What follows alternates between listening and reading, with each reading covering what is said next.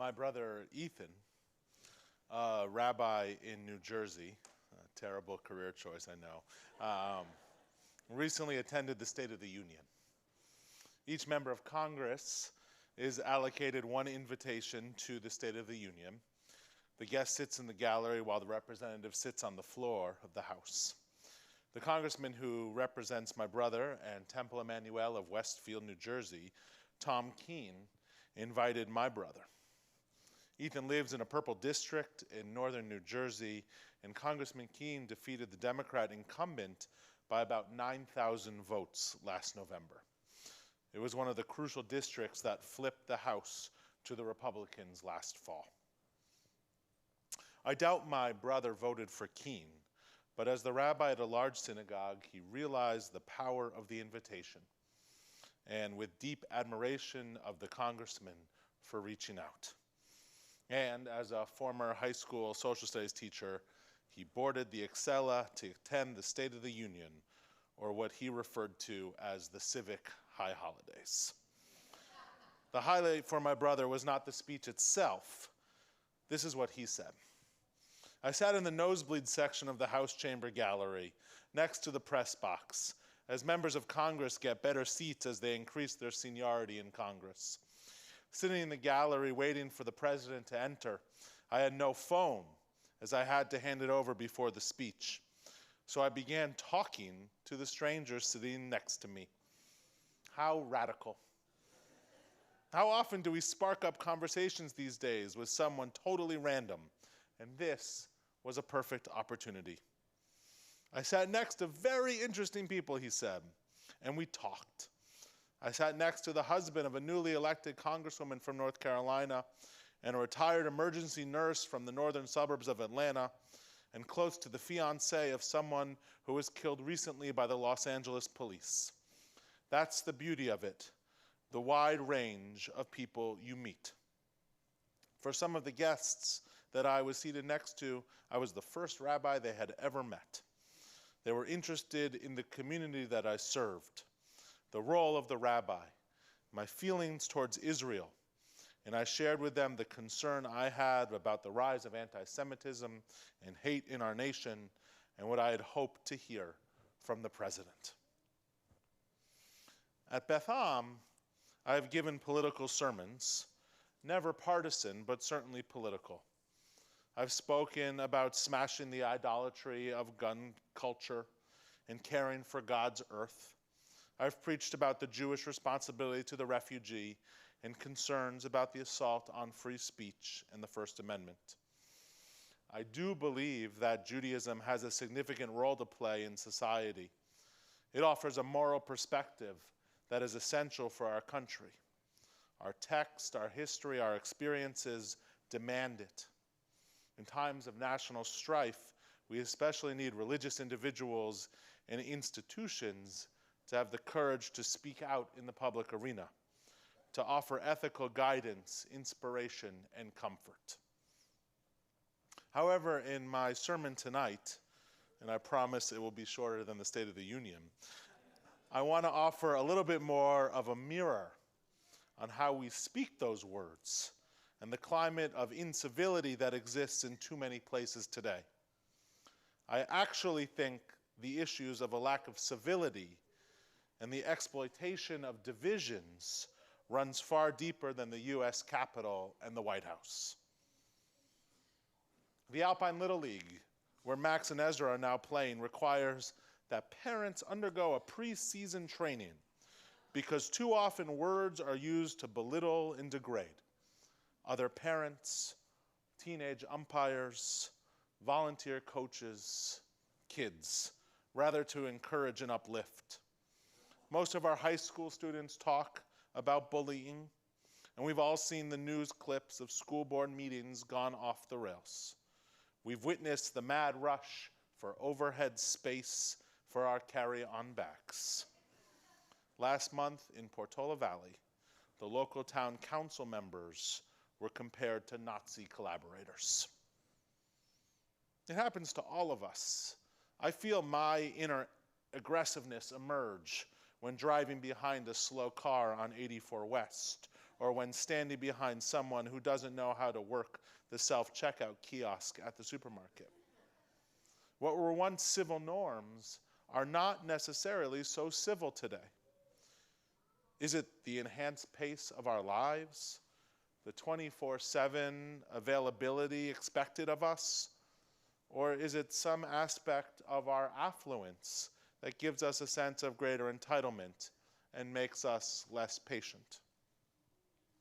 Joel Rosenthal, the head of the Carnegie Institute for Ethics in International Affairs, wrote recently a critique of the current state of this country. For more than 2 centuries, America has been held together by a sense that ethics matter. These familiar principles include ordered liberty, equality under the law, respect for all, and common decency. Even in the most trying times, these self-evident truths have endured to guide the natural struggle for power. But as Rosenthal suggests, and I think most of us would agree, those self-evident truths are less visible today. We can blame it on technology that leaves us more isolated rather than more connected. We can blame it on the dearth of leaders in civic life. We can blame it on cable news or siloed social media news feeds and gerrymandered districts with no consequences for the most shrill and extreme voices. And those voices, we know, play so well into our fears. Fears that we're being tricked or manipulated. Fears that others are getting ahead of us while we are being left behind. Whatever it has led to intolerance and the categorical dismissal of views not shared. And then what happens is we live in echo chambers of our own making and have learned to rationalize our incivility by saying, oh, the other side is worse. I'm not saying we shouldn't be passionate about our beliefs and opinions. If we feel strongly about an ideal, we should be as persuasive and passionate as possible. I love the passion of the Bethlehem high schoolers fighting for a better world. It's when passion turns petty, destructive, or nasty.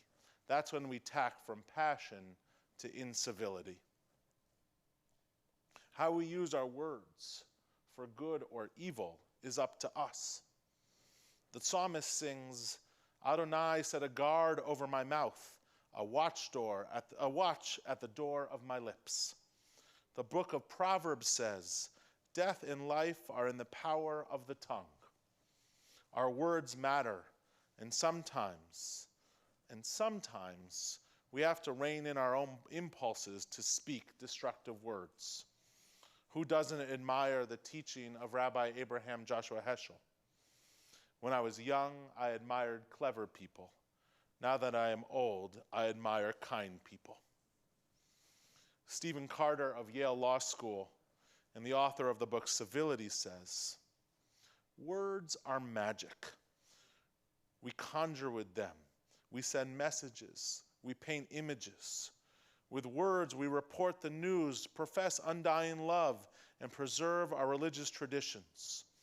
Words at their best are the tools of morality, of progress, of hope. But words at their worst can wound, and wounds fester.